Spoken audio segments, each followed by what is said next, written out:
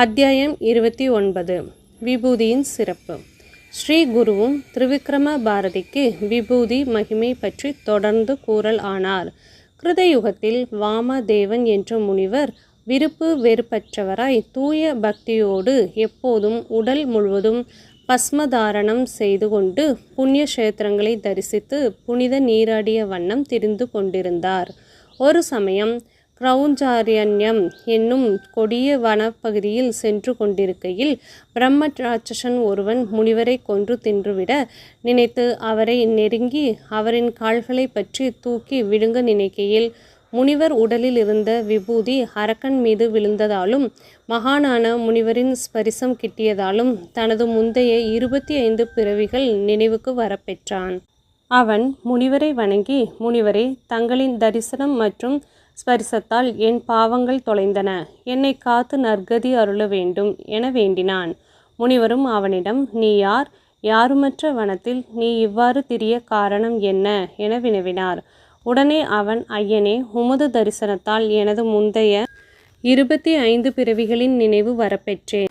25 பிறவிகளுக்கு முன் நான் துர்ஜயன் என்ற பெயரோடு யவன நாட்டு அரசனாய் இருந்தேன். அது சமயம் எனது மக்களை மிகவும் துன்புறுத்தி மிக்க மதம் கொண்டவனாய் பலாத்காரம் செய்தும் திருமணம் மற்றும் பண ஆசை காட்டியும் அரசர்களை கொன்று அரசிகள் பலரையும் கெடுத்தேன்.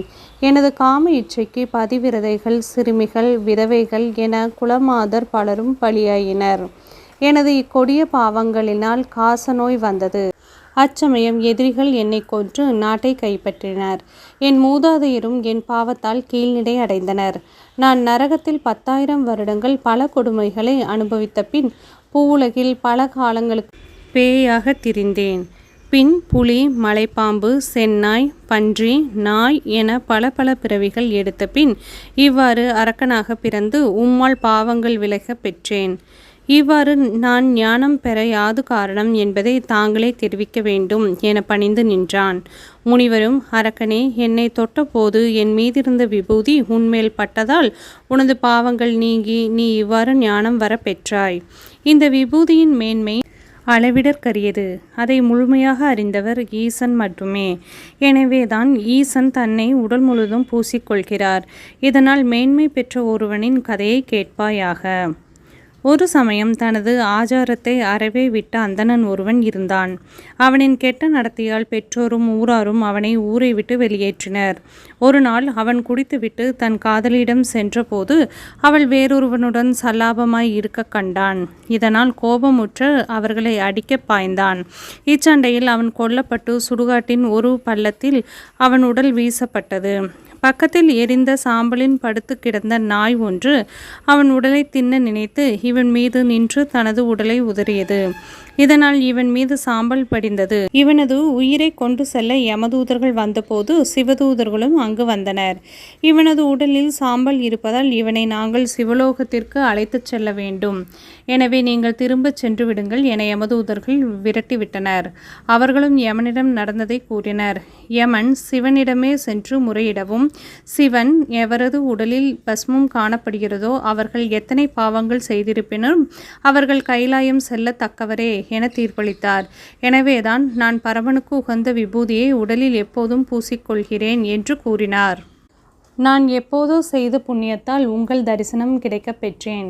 இந்த விபூதி எவ்வாறு செய்யப்படுகிறது, இதனை எவ்வாறு உடலில் பூசிக்கொள்ள வேண்டும் என்பதை தயை கூர்ந்து எனக்கு விளக்க வேண்டும் என அரக்கன் வேண்டினான். வாமதேவரும் மேற்கொண்டு கூறலானார். மந்திராசல மலையில் பரமன் பார்வதியோடு கூட 7 அலங்கார வளைவுகள் கொண்ட சிம்மாசனத்தில் எழுந்தருளி இருந்தார்.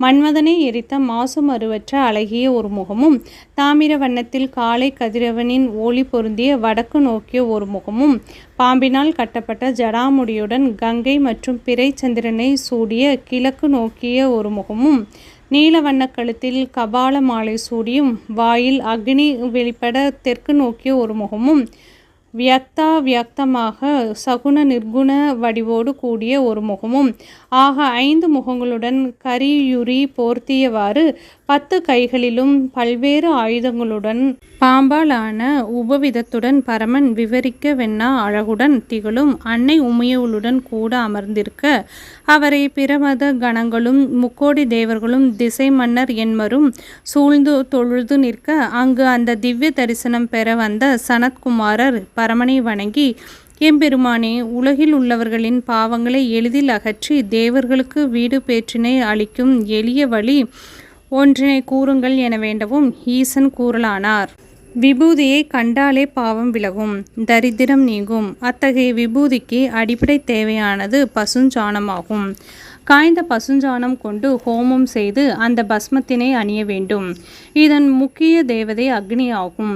அக்னி ரீதியா என்ற வேத மந்திரத்தை கூறியவாறு பஸ்மத்தினை கையில் எடுத்து மானஸ்தோகா என்ற மந்திரத்தை சொல்லி அதனை விரல்களால் நன்கு பொடித்து திரியம்பகம் என்ற மந்திரத்தை கூறி நெற்றியில் இட வேண்டும். முதலில் நடுவிரல் மற்றும் மோதிர விரலால் மேலும் கீழும் பட்டை தீட்டி பிறகு கட்டை விரலால் நடு பட்டை தீட்ட வேண்டும். இவ்வாறு செய்யும்போது திரியாயுஷம் ஜமத்கனே என்ற மந்திரத்தை கூற வேண்டும். இம்மூன்று பட்டைகளும் புருவங்களை தாண்டக்கூடாது. இதில் முதல் பட்டை அகாரம், அக்னி, கார்கத்பயம், சந்தஸ், காயத்ரி, காலம், காலை, ஆத்மா, விஸ்வன், தத்துவம், பூ, குணம், ரஜஸ், வேதம், ருக், தேவதை, பரஹஸ்மா. இரண்டாவது பட்டை உகாரம், அக்னி, தக்ஷிணம், சந்தஸ், திருஷ்டுப், காலம், பகல், ஆத்மா, தைஜசம், தத்துவம், ஆகாசம், குணம், தமஸ், வேதம், யஜுர், தேவதை, விஷ்ணு. மூன்றாவது பட்டை மகாரம், அக்னி, அகஸ்வனியம், சந்தஸ், ஜெகத், காலம், மாலை, ஆத்மா, பிரஜாஜன், தத்துவம், வாயு, குணம், தமஸ், வேதம், சாம, தேவதை, ஈசன். இவ்வாறாக இதன் மேன்மையை உணர்ந்தவனும் உணராதவனும் பக்தியுடன் பூசினால் பாவம் நீங்கப் பெறுவான். அறிந்து பாவம் செய்தவனும் மனம் மாறி பூசினால் பாவம் நீங்க பெறுவான். எல்லா இனத்தவர்களும் அணியலாம். இதனை அணிபவர்கள் புண்ணிய நதியில் நீராடி பயனை பெறுவதோடு நோய்கள் அகன்று செல்வங்கள் யாவும் பெற்று நீண்ட ஆயுளுடன் வாழ்ந்து முக்தி அடைவர் என பஸ்மதாரண மேன்மையினை வாமதேவர் அரக்கனிடம் கூறி மந்திரித்து விபூதியை அவனிடம் கொடுக்க அவனும் அதனை அணிந்து தன் அரக்க உரு நீங்கி தெய்வீக உரு பெற்று ஸ்வர்க்கம் சென்றடைந்தான். ஈசனின் அவதாரமான வாமதேவர் இந்த விபூதியின் மேன்மையை உலகுக்கு விளக்கவே இவ்வாறு லீலைகளை நிகழ்த்தினார் என ஸ்ரீ குரு கூறிய விபூதி மகிமையை கேட்டு மகிழ்வுடன் திரிவிக்ரம பாரதி தனது ஆசிரமம் சென்றடைந்தார். சப்தாகம் 3ஆம் நாள் நிறைவு.